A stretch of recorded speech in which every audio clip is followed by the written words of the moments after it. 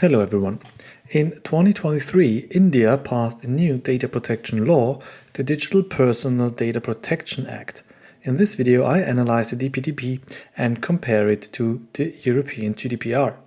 The DPDP is the first cross-sectoral law on personal data protection in India and interestingly applies not only to Indians themselves. Like the GDPR, businesses that collect Indians' data have to comply, but also those that process data of Indian residents. Meaning, if you live in India, but you're not an Indian citizen, and a company outside of India processes your data, the DPDP applies. This is already a major difference to the GDPR, which only applies to EU citizens. DPDP does not prohibit the processing of personal data, but allows it for any lawful purpose. Data processing is lawful if you obtain consent for legitimate uses.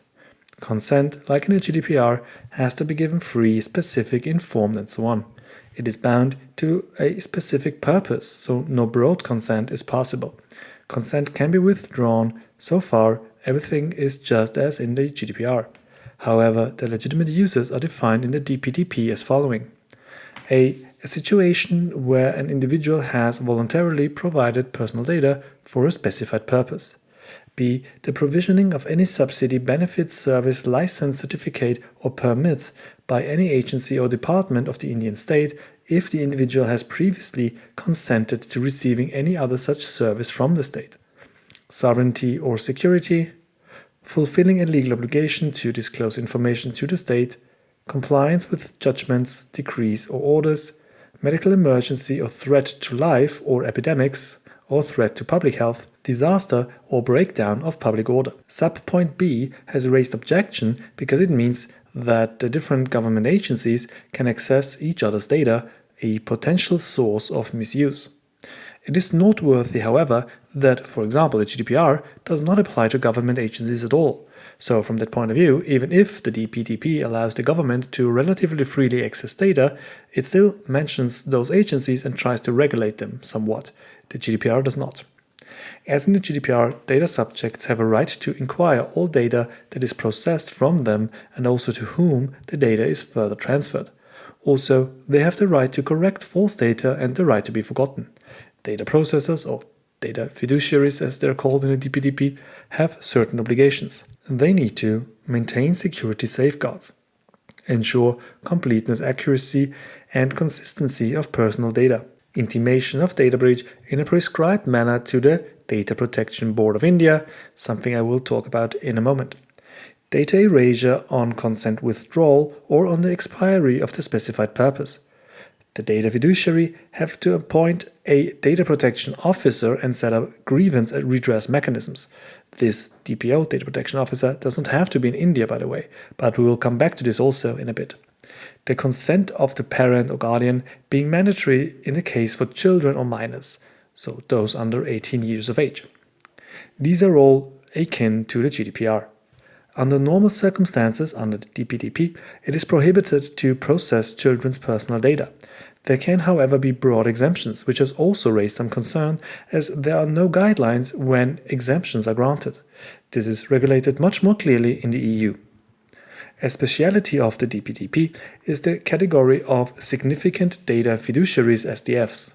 These are designated by the government based on the amount of sensitivity of data and risks to individuals' privacy.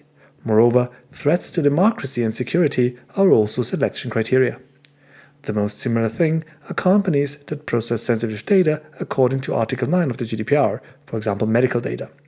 SDFs under the DPDP have additional obligations such as appointing a DPO in India and conducting a DPIA, so a Data Protection Impact Assessment, very similar to the GDPR.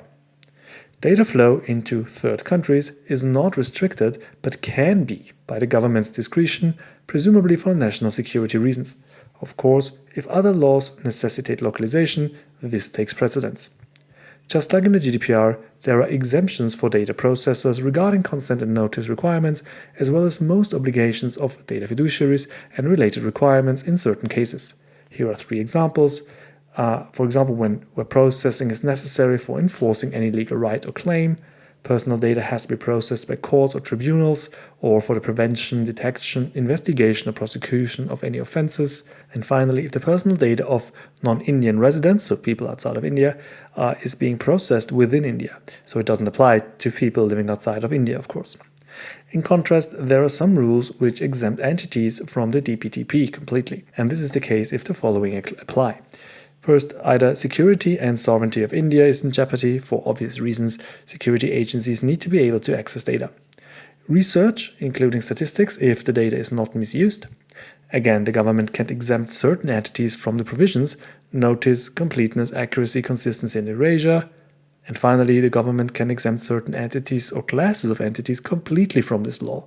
This is a bit more problematic, of course, as again, there are no guidelines for the government. It is totally up to their whims, and I'll come back to these problems at the end of the video. The new DPDP creates an agency called the Data Protection Board. Previously, there has been the Data Protection Agency akin to the European GDPR. Now it's called the DPB, so the Data Protection Board. The DPB has fewer rights than the DPA had before and is basically only here such that they are notified during data breaches. Then they have some power during the inquiry process, and the members of the DPB are appointed by the government. This is very similar to the DPAs in Europe under the GDPR. However, there has also been some concern regarding how this DPB is made up. So the DPB can impose penalties up to 250 crore rupees, which is $30.5 million. This is a lot less than the GDPR fines are, by the way. Very interesting is Section 37, which allows the government to block the public's access to information that enables a data fiduciary to do business with data subjects in India. So now that we've covered the most important points and highlighted some potential pitfalls, how good is the law? On face value, everything looks pretty decent to me. It is very comparable in most regards to the European GDPR, with some striking differences. First, it targets government agencies also, which the GDPR does not, and which I personally find great.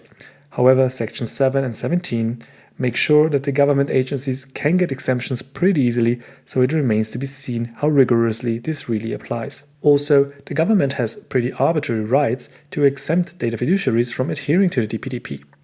This will also remain to be seen how far these exemptions will reach, but it's definitely something that leaves room for tremendous misuse. These exemptions can also apply to the processing of children's data, remember. It is also an interesting legal problem, since the Indian constitution says that laws should not confer unguided and excessive discretion on the authority. So if the DPDP will be applied as unguided and discretionary as it could be, this would be a constitutional problem, presumably. However, I personally welcome this law as a step in the right direction. I don't think that the GDPR is that great, but I think it's necessary, unfortunately. Maybe the DPDP works better than the GDPR does. Maybe my Indian audience can chime in the comment section how you perceive the DPDP and whether it leads to the same problems as the GDPR does, for example, these terrible cookie banners. So that's it for this video. Let me know if you would like a deep dive into other privacy regulations. Like the video, subscribe to the channel. 90% of you are not subscribed. Why is that? Hit that subscribe button. It doesn't cost you anything and helps me out and the channel out enormously. So see you in the next video.